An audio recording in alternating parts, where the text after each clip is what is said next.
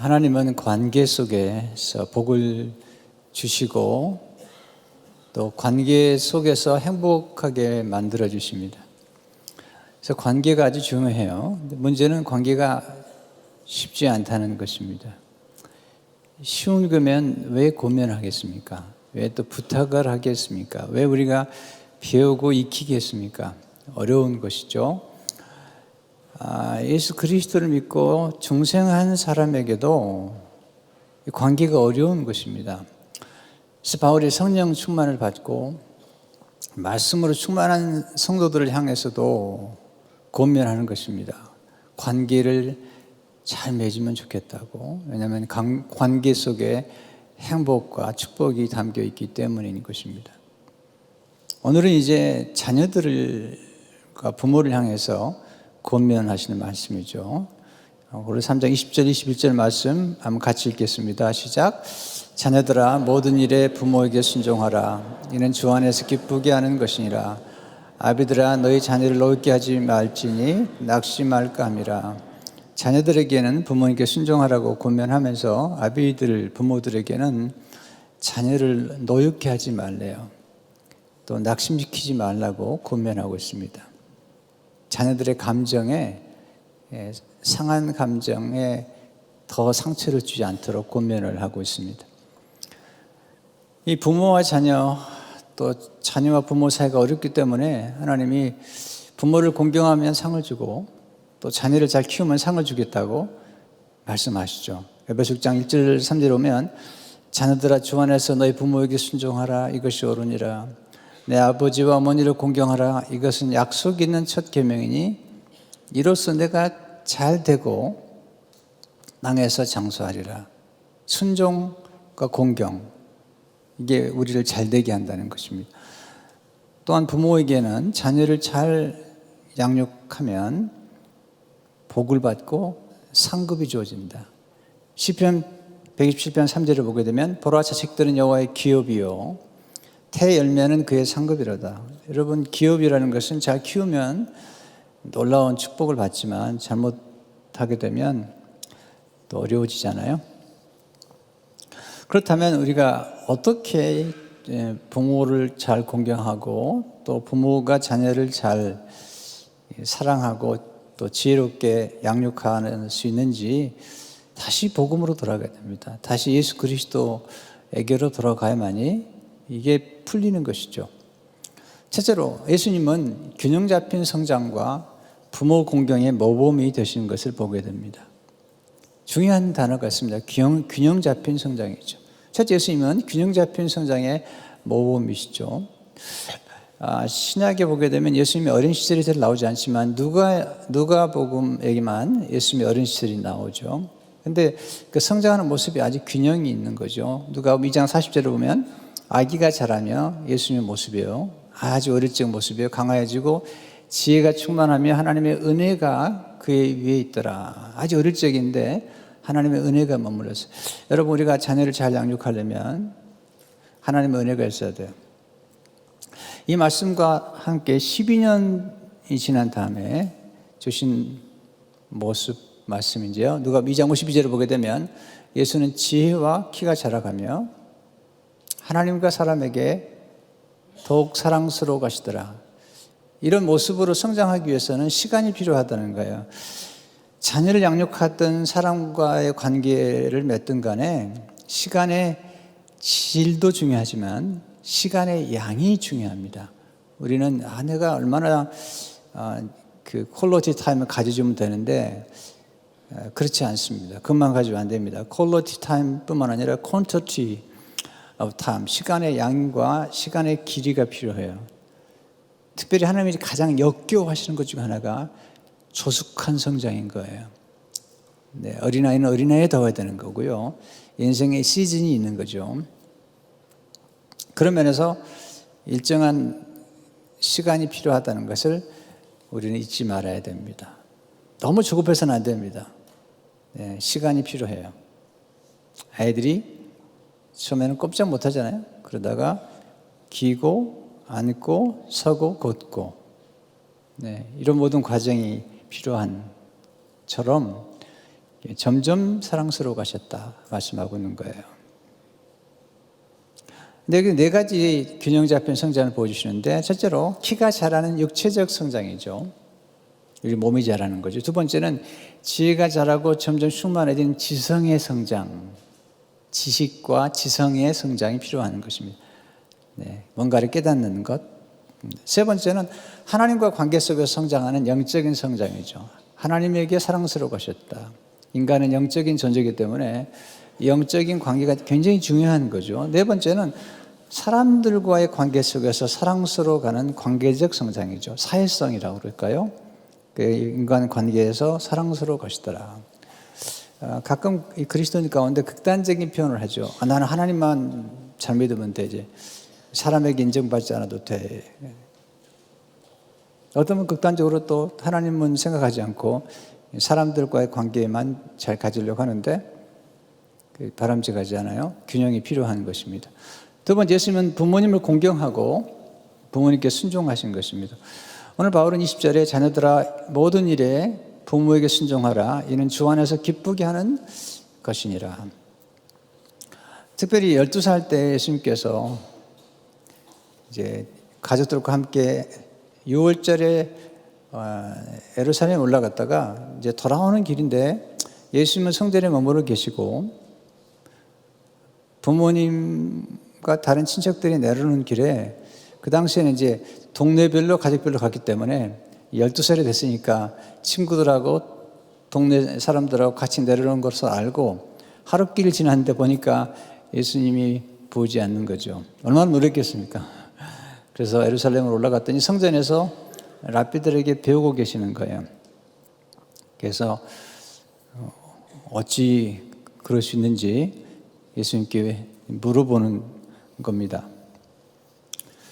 누가복음 2장 48절을 보니까 그의 부모가 보고 놀라며 그의 어머니는 이르되 아이야 어찌하여 우리에게 이렇게 하느냐, 보라 내 아버지와 내가 근심하여 너를 찾았노라. 부모, 육신의 부모죠.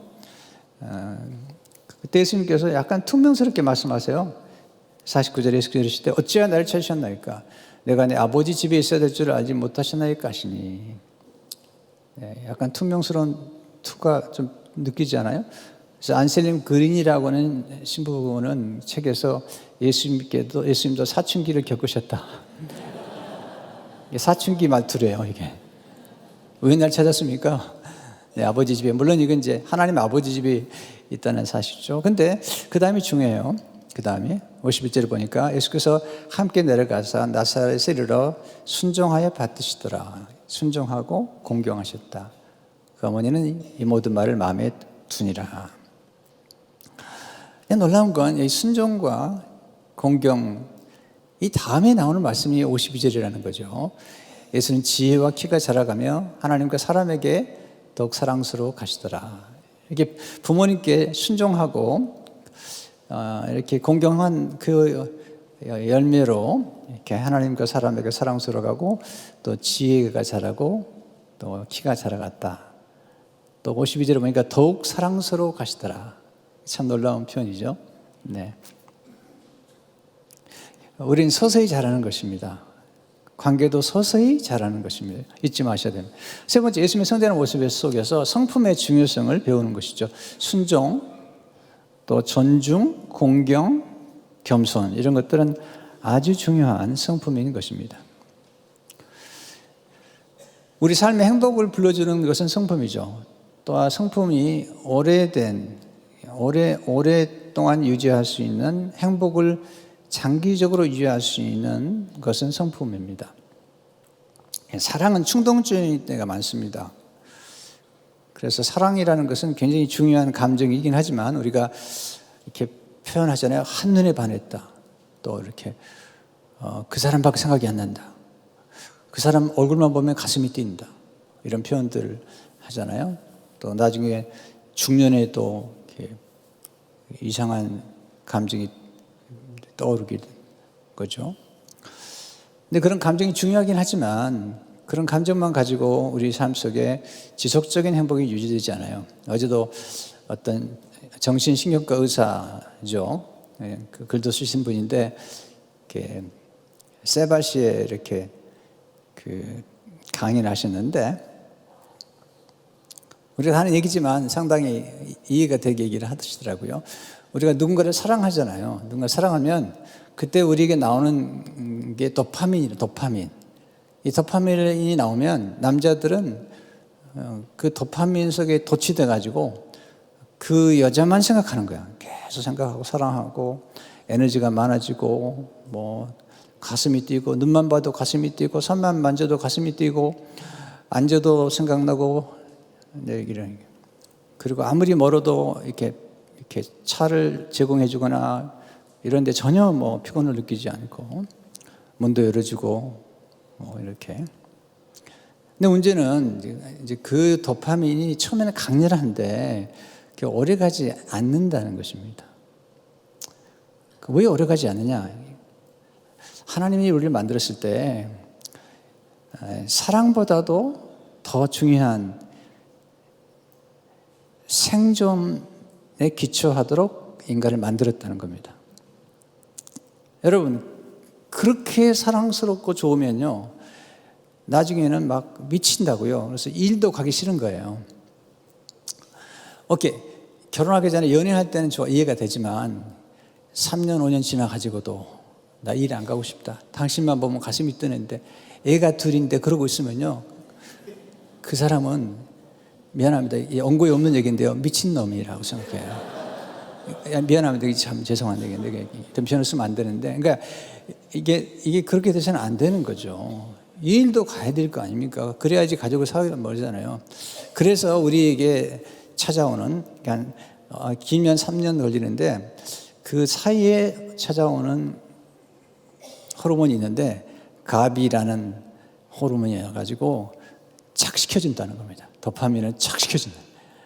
네, 그때 느끼는 감정이 곤티라는 거죠.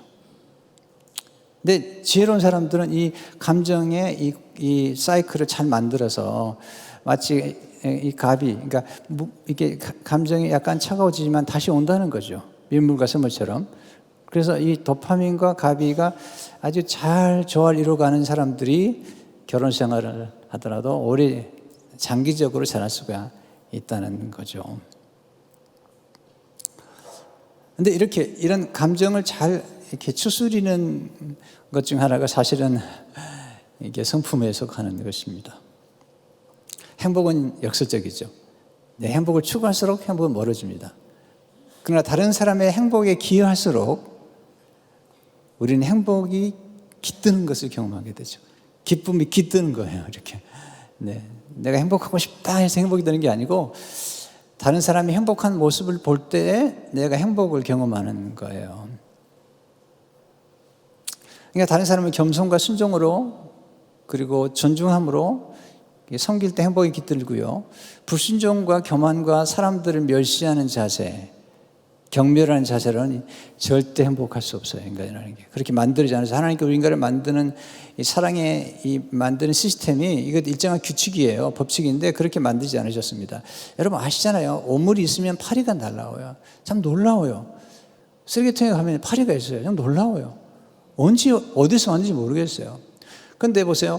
꽃이 피고 향기가 나잖아요. 그러면 꽃과 나비가 찾아와요. 어디서 있는지 모르겠어요, 도대체요.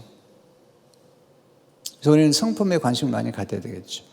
성품 우리의 존재의 뿌리와 같은 거예요. 그래서 좋은 성품은 좋은 열매를 맺게 돼 있고 나쁜 성품은 나쁜 열매를 드러내게 돼 있어요. 뿌리는 감춰져 있지만 뿌리를 통해 드러나는 꽃과 열매는 서서히 드러나는 것이죠. 그러면 어떻게 이렇게 순종을 배울 수 있을까? 부모님을 통해서 배우게 되는 게 많고요.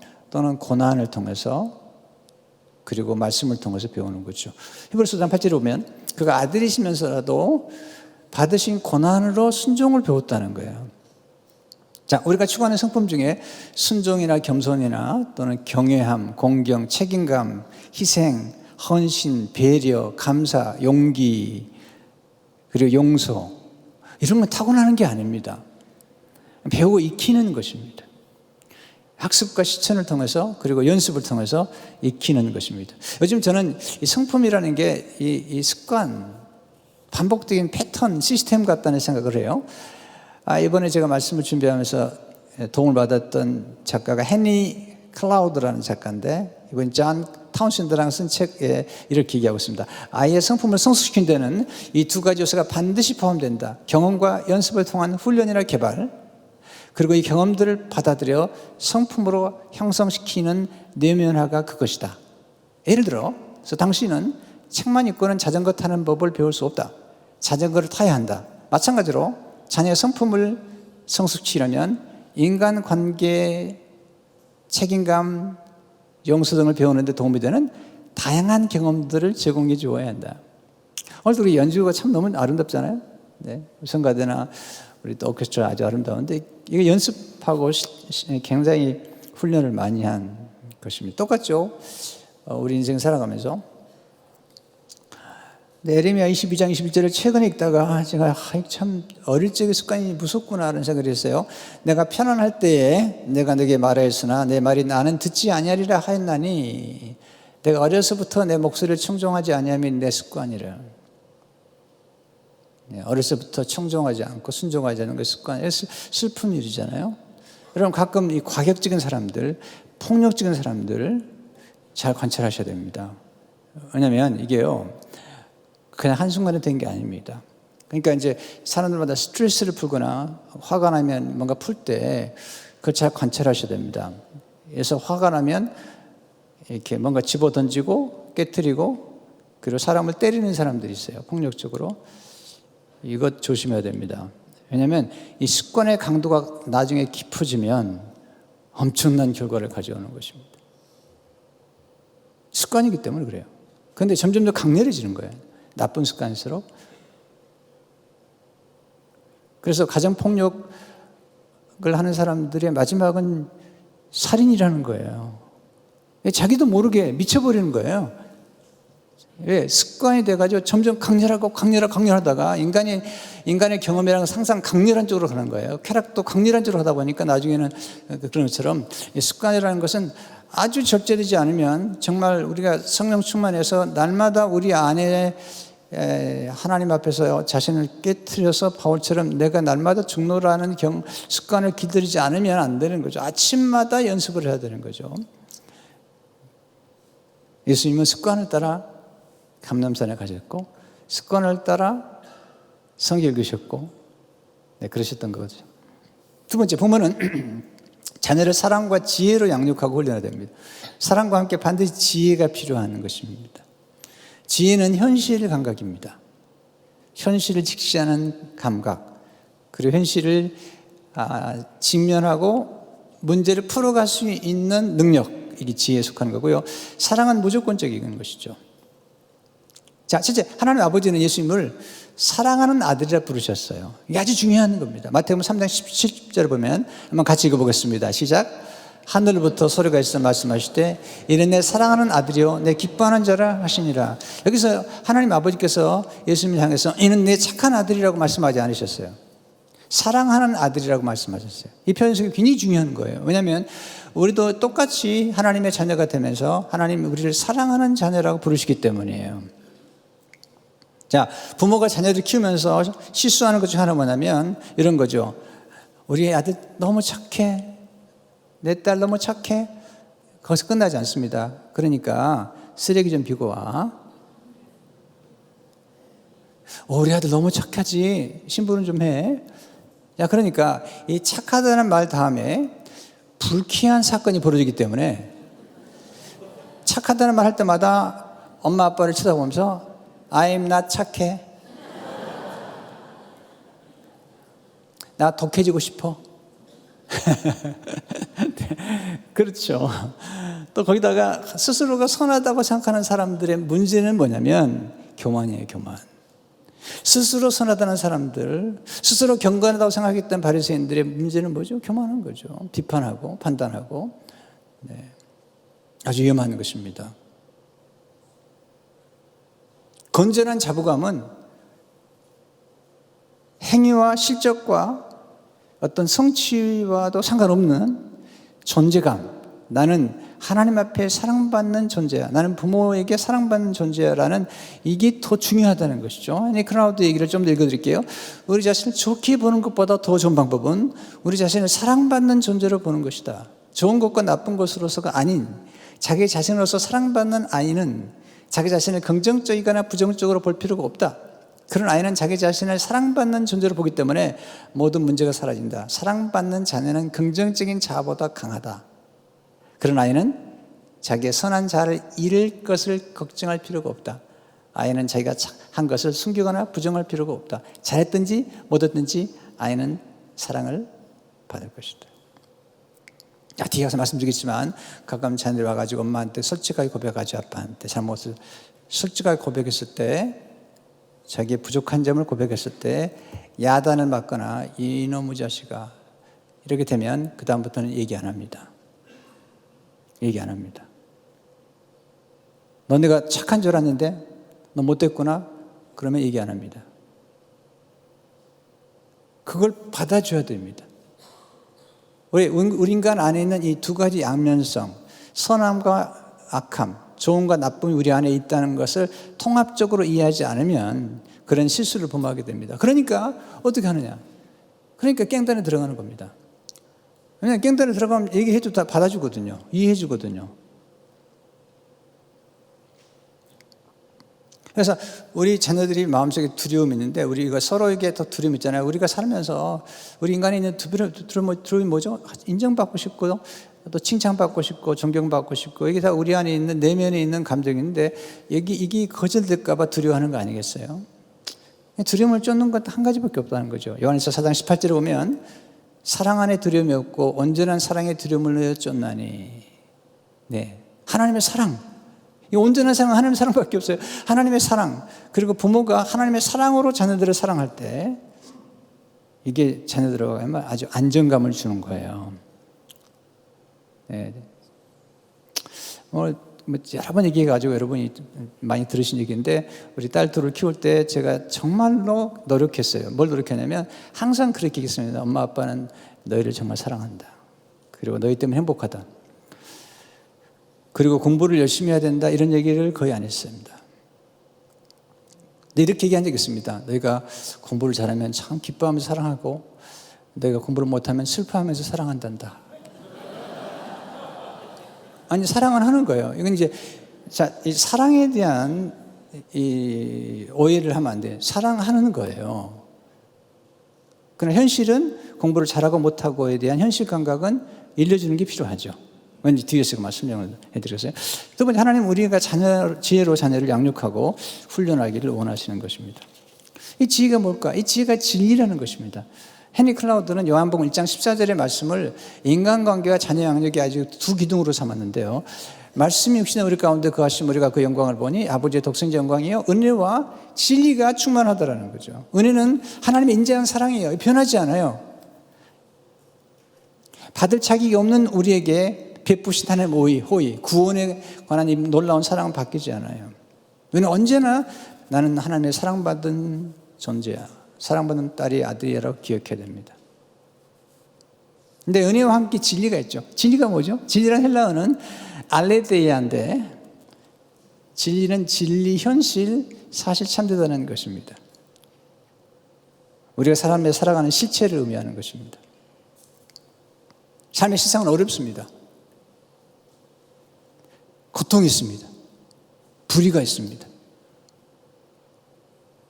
삶의 실상을 분별하고 이야기가 참 받아들이기가 어렵습니다. 병이 있습니다. 여러분, 우리가 예를 들어서 하나님 믿으면서 또 우리가 자주 듣는 소리 중 하나가 뭐죠?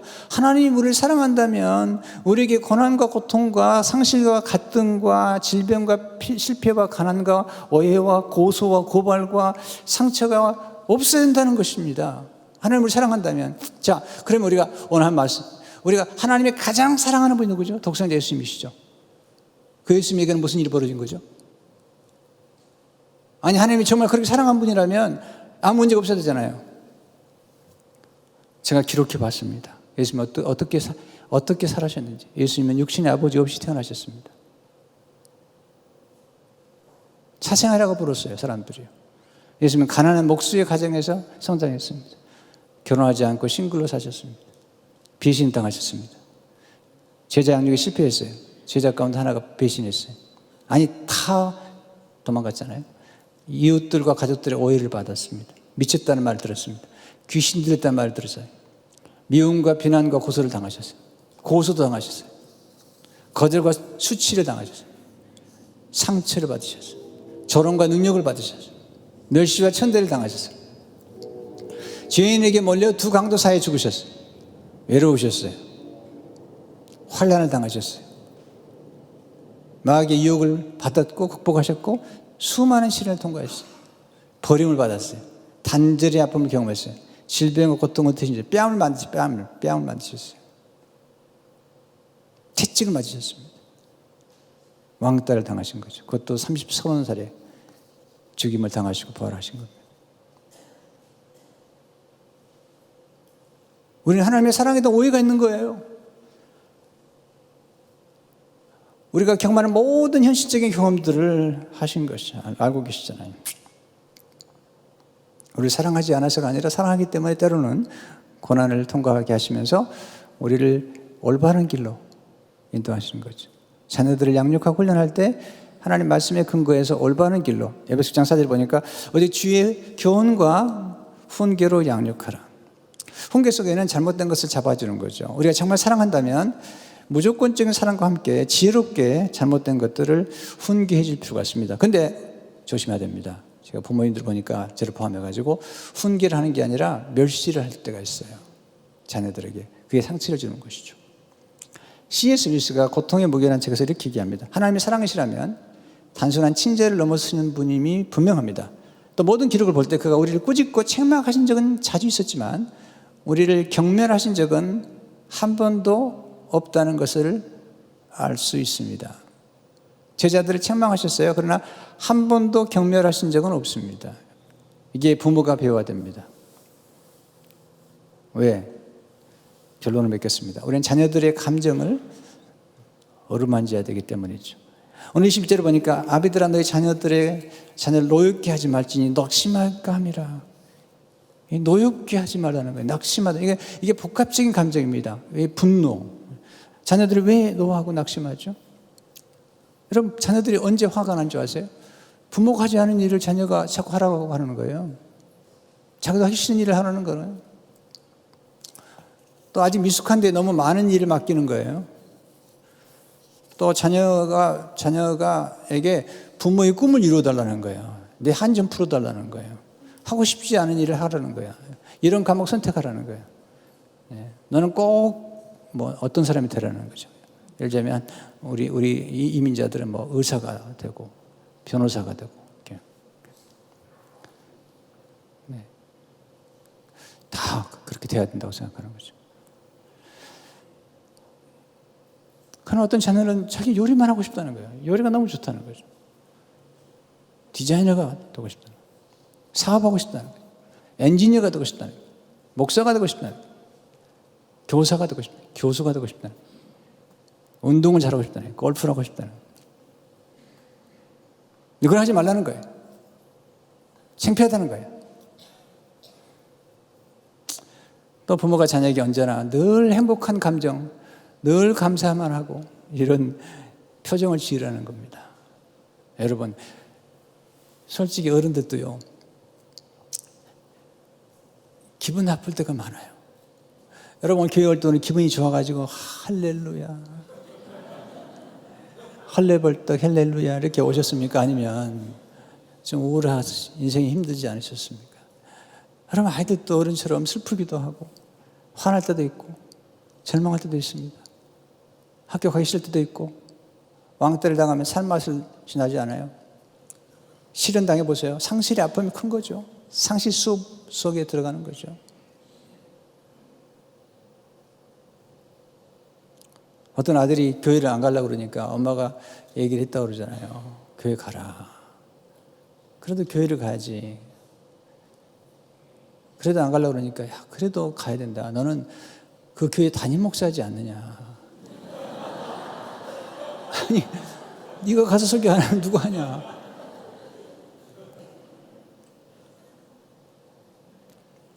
근데 그럴 때가 있다는 걸 얘기하는 거예요. 제가 그러겠다는 게 아니고 인간이라는 거죠. 네.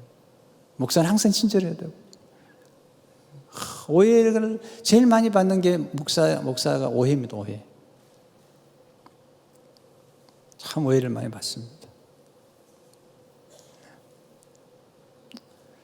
근데 왜냐하면 다 모든 사람에게 항상 친절해야 되고 항상 웃어야 되고 항상 겸손해야 되고 이게 굉장한 감정노동이 필요합니다. 감정노동. 그래서 또 목사님들은요 밖에 나갈 때 인사 안 합니다. 몇 번 인사하다가 오해를 받으니까 그래서 딱 가슴을 닫아버리고 아예 설교 끝나면 방으로 바로 들어갑니다. 주일날도 신자들 안 만납니다. 전 그런 분 많이 봤어요.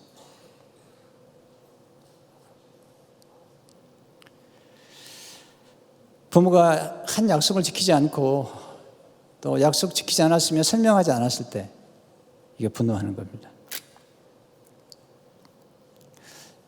자녀들이 중요하다고 생각하는 말을 잘 경청하지 않을 때. 여러분, 우리가 살아가면서 가장 소중히 여겨야 되는 게 존중이잖아요. 그래서 존 가트맨이라고 아주 유명한 분이에요.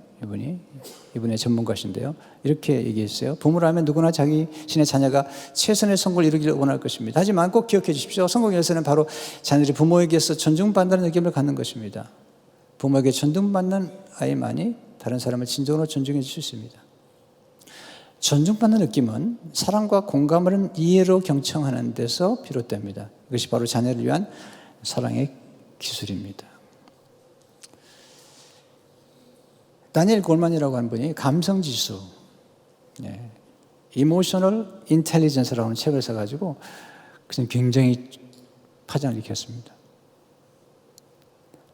그분의 핵심은 뭐냐면 감정지수는 감정을 인식하고 대처하는 능력인데 어린 시절에 부모로부터 배운다는 겁니다. 그러니까 아이들이 실패했을 때 그 실패한 현실에 대해서 괴로워할 때 공감해 줘야 됩니다. 얼마나 힘드냐. C를 맞아왔을 때, F를 맞아왔을 때 공감해 주는 겁니다. 힘들지. 난 너를 사랑한다. 그러나 중요한 건 뭐냐면 실패한 건 실패한 것으로 인정하도록 도와줘야 됩니다. 그럼 앞으로 너 C에서 F가 아니라 이제 A 받으려면 어떻게 하면 좋겠니? 이걸 가르쳐 주는 것이 부모의 일이죠. 그러니까 감정은 이해하고 공감해 주십시오. 다만 잘못된 행실은 바로잡아 주는 것입니다. 틀린 것도 옳다고 두둔하면 안 됩니다. 한계를 알도록 도와줘야 됩니다. 네, 한계를 알도록. 이거 중요합니다. 저는 이제 어릴 적에 우리 어머니가 참 왜 그러시는지 모르겠지만 한 7살 때부터는 자꾸 죽으신다고 그러는 거예요. 너 초등학교 가면 죽겠다. 너 중학교 가면 죽는다. 그러니까 제 속에는 이런 생각이 드는 겁니다. 어떻게 살아남아야 될까? 그래서 현실 감각이 아주 발달하게 됐어요. 왜 우리 어머니 돌아가시면 내가 어느 집에 살 건가? 또 내가 나중에 학교를 졸업하고 직장에 가기 전까지는 내가 누군가에게 기대어 살아야 되는데 어떻게 해야 되지? 이런 생각을 하게 됐습니다. 그래서 제가 생각했던 방법이 착해야 되겠다. 학교 가서도. 네. 나중에는 알았습니다. 착해만이 되는 게 아니라 지혜로워야 된다는 걸. 그러나 제게서 중요했던 경험은 뭐냐면 사실은 그런 현실에 대한 정확한 감각 때문에 제가 교회를 이끌거나 성도들이나 또는 많은 목회자들에게 멘토링을 하거나 코칭할 때 항상 하나님의 사랑과 함께 현실에 대한 정확한 이해와 감각을 갖도록 만들어주는 것입니다. 특별히 결혼한 부부들에게 얘기하죠. 행복할 겁니다. 그러나 고생문이 훤합니다. 이거 살아가는 게 쉽지 않았습니다. 어려운 것입니다. 관계를 맺고 간다는 건 어려운 것입니다. 주님은 제자들에게 무한한 사랑과 함께 물론 주님 많이 기뻐하셨죠. 굉장한 놀라운 경험을 하셨죠. 기적을 행하시고 많은 사람들을 고쳐주시고 수많은 사람들이 찾아와 설교를 듣고 그런 놀라운 경험을 하신 거죠. 그러나 동시에 제자들이 예수님을 떠날 걸 아셨어요. 예수님을 배신할 것도 알았습니다. 그리고 겪게 될 환난을 알았습니다. 그래서 주님께서 말씀하셨죠. 요한복음 10장 33절에 이것을 너희에게 이루는 것은 너희로 내 안에서 평안을 누리게 하려 함이라. 세상에서는 너희가 환난을 당하나 담대하라. 내가 세상을 이겨온다라. 예수님을 3번이나 부인했던 베드로 얼마나 낙심해요. 실패했잖아요. 주님이 공감해 주시죠. 미리 말씀하세요. 너 실패할 거다. 베드로가 아니라는 거예요. 현실이 부인하는 거죠. 너 실패할 거다. 그러나 실패할 뿐만 아니라 다시 돌아올 것이다. 그 실패한 것을 어루만져 주시죠. 공감해 주시고 그리고 새롭게 출발하도록 용서해 주시고 사명을 주시는 거죠. 그리고 말씀하시죠. 환난을 당하지만 담대하라. 내가 세상을 이겼고 너희가 성령을 보내줄 텐데 성령을 의지하게 되면 승리할 수 있다는 겁니다. 여러분 우리가 이 하나님의 말씀을 통해서 우리가 성도를 사랑하고 가족을 사랑하고 자녀를 지할 때 이 말씀에 나와 있는 이 지도 같은 거예요. 이걸 잘 배워서 익히면 놀라운 축복을 경험하게 되는 것입니다. 이 말씀이 여러분에게 행복을 이끌어주는 그런 원리가 되기를 주의 이름으로 축원합니다. 주님 감사합니다. 오늘 주신 말씀으로 양식을 삼고 우리 관계 속에 결혼 생활과 또 부모와의 관계, 자녀와의 관계, 또 우리가 만나는 사람들과의 관계 속에서 어떻게 관계를 맺어야 될지를 깨닫도록 도와주시고 현실을 도피하거나 문제를 부인하지 않게 하시고 어떻게 반응한가를 성경에서 배워서 오히려 문제 때문에 더 잘 되고 형통하는 그런 축복을 더해 주옵소서. 예수 이름으로 기도합니다.